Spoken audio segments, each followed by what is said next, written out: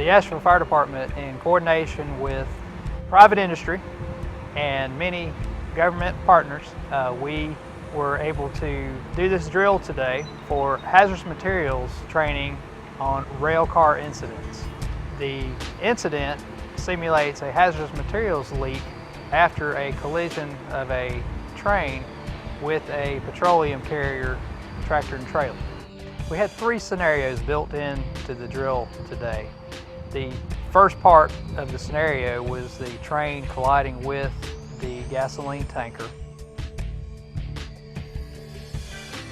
So we have injuries that are within the train, the locomotive operators, as well as injuries that are part of the gasoline tanker, the driver of the gasoline tanker. So we have patients that need to be taken care of. They need to be removed from the hazardous environment and stabilized, transferred to Buncombe County EMS to be transported to the hospital.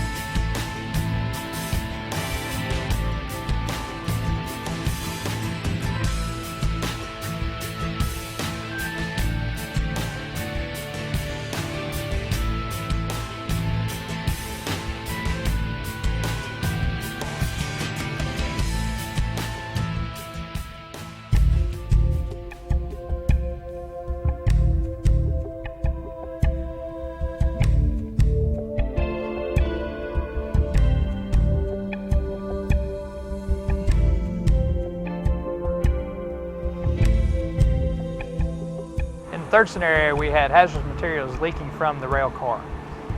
This involved coordination between multiple regional response teams throughout the entire state, in which we had hazardous materials that were on the locomotive. In the simulated collision, the hazardous materials tanks ruptured and we had to contain the leak, as well as confine the area, do appropriate evacuations, notifications, and contain the spill.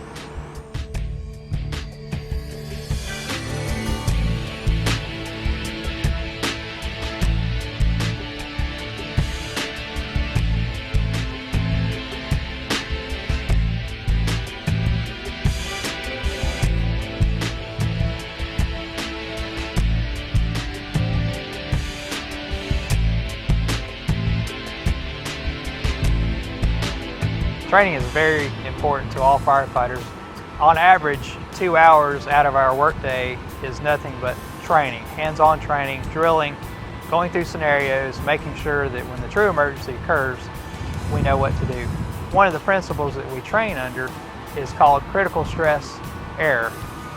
If someone who has no training is given less than 60 seconds to make a decision on what they perceive to be life-threatening, 90% of the time, they will make the wrong decision. What training does for us, it takes the decision-making process out of those automatic responses, and so that when we're faced with a life-threatening situation, the training kicks in, the decision is automatic, and you don't have to risk the error of making a bad decision.